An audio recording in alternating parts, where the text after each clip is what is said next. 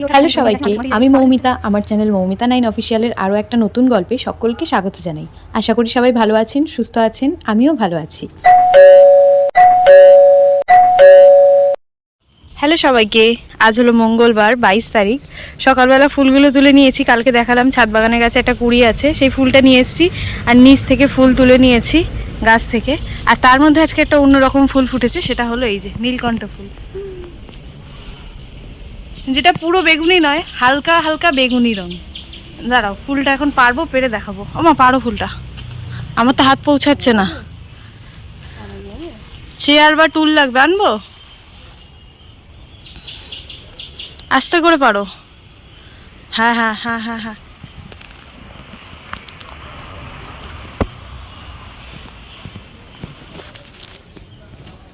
কি সুন্দর কালারটা না? এটা এরকম কালার কেন? পেরে নেওয়ার পর খেয়াল পড়লো যে আরো নাকি একটা ফুল ফুটেছে। কোথায়?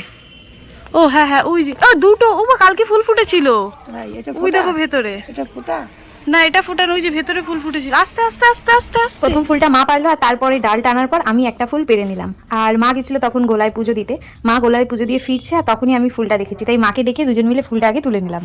এখানে সব ঠাকুরকে সাদা ফুল দিয়ে সুন্দর করে সাজিয়ে নিয়েছি। এখন থেকে সকালবেলায় পুজো দেবো করে ভেবে নিচ্ছি। আর ওই যে নীলকণ্ঠ ফুল দুটো তুললাম, এই দুটো ফুলই আজকে ঠাকুরের চরণে দিয়ে দিচ্ছি। এই যে এই থোকা ফুলটা আর এই এক পাটি ফুলটা, দুটোই দিয়ে দিলাম বাবার চরণে। আর এই যে একটা ফুল রয়েছে, এটাকে নিয়ে যাব এখন ওপর ঘরে। ওপর ঘরে ঠাকুরের মাথায় জল ঢালবো, তারপর ওদের পড়াতে বসবো।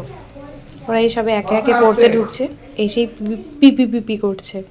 সকালবেলা এমনভাবে কারেন্টটা গেছে যে বাচ্চাগুলো চুপ করে পড়বে তার কোনো জো নেই। যাই হোক, এদিকে ঠাকুর ঘরের ফ্যানটা চলছে না, কারেন্ট গেছে বলে। জানলাটা খুলে দিলাম। মা তো সকালবেলা পুজো দিয়ে গেছে।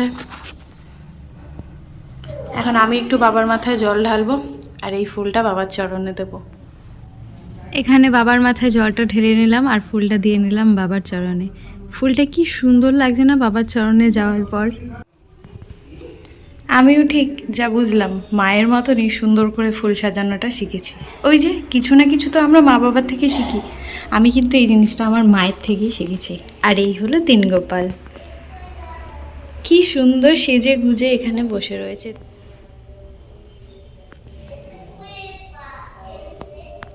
তো চলো ঝটপট নিচে যাই, পরিয়ে নিই আগে। এইটুকু রোদে গেছিলাম ফুল তুলতে, তার মধ্যে এত পরিমাণ ঘামিয়ে গেছি, অবস্থা পুরো খারাপ। আর তার মধ্যে বাইরে কি রোদ দেখো তুমি, রোদই রোদ। তো চলো যাই, পরিয়ে নিই। কাঁঠাল দুটো কালকে পাড়া হয়েছে, একটা কাঁঠাল জেঠুর বাড়ি চলে গেছে, আর এখানে দুটো কাঁঠাল। পা জলে পড়ে যাচ্ছে তো? কি হয়েছে অনন্ত? এদিকে এদিকে, কি হয়েছে? জুতো গরম, পা জলে পড়ে গেছে? সত্যি যে পরিমাণ রোদটা উঠেছে, অবস্থা তো খারাপ হবে। দৌড়াবি না। পার করতে সামনে এসেছিলাম, আর তারপর তাকিয়ে দেখি যে আমার ছাদ বাগানে যে রেলিং, ওই রেলিং এ দুটো শালিক বসে আছে। কোথায় যাচ্ছিস?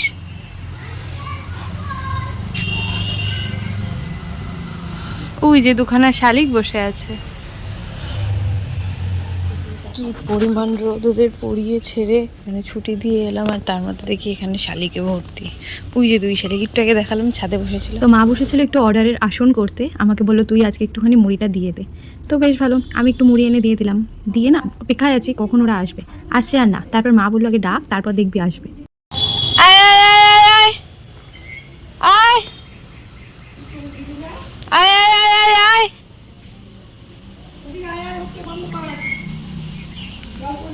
এখনো আসছে না। ওই যে দুজন চলে এসছে।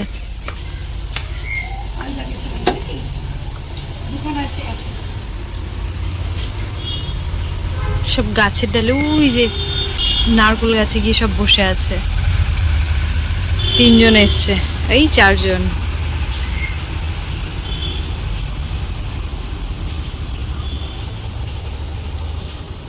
আরো একজন এলো, পাঁচজন। টাকা দিচ্ছে একটা একটা, চারটে পাঁচটা এসে গেছে বললাম যে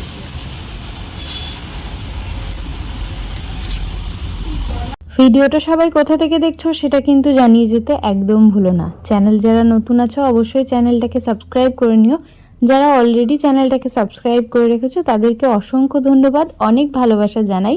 তোমরা এইভাবেই আমার সাথে থেকো, পাশে থেকো। খাচ্ছে না, সব ওদিকে গিয়ে ঘুরে ঘুরে বেড়াচ্ছে। এই যে এখানে এসে ছাওয়া রয়েছে, এখানটায় ঘুরছে। ছাওয়ায় দিলে ভালো হতো জানো, ওরা রোদ থেকে চলে গেল, খাচ্ছে না আর। আমি ঘরে গেলে ওরা হয়তো আবার আসতে পারে। সকালে টিফিনটা সেরে ঘরে ছিলাম, একটু কাজ করছিলাম। তো বাবু টিফিন সারার পর বাবু একটুখানি বসে থাকে ঘরের মধ্যে, কারণ বাইরে যা রোদ।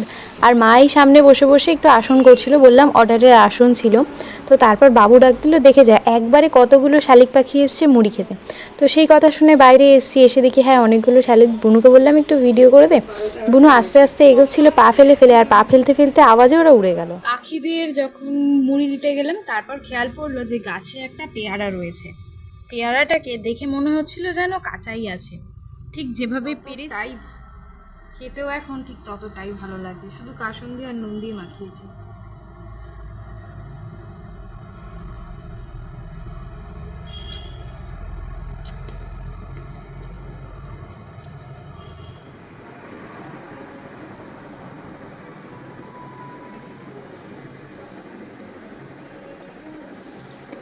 এতটা নরম হয়ে গেছে পেয়ারাটা, আর একদিন রাখলে আর খাওয়া যেত না।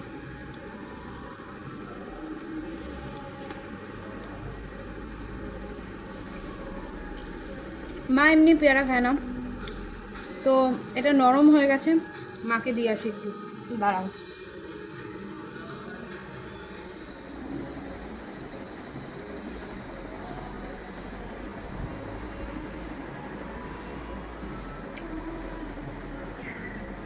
এক পিস দিলাম মাকে, তাও অর্ধেক, মানে মা গোটা খাবে না।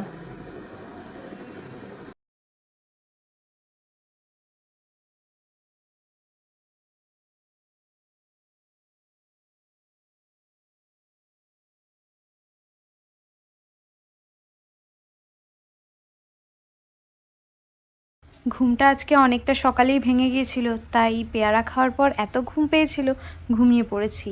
উঠে লাঞ্চ করে আবার ঘুমিয়ে পড়েছি, তাই সেটা তোমাদের সাথে শেয়ার করা হয়নি, এত ঘুমের ঘোর ছিল।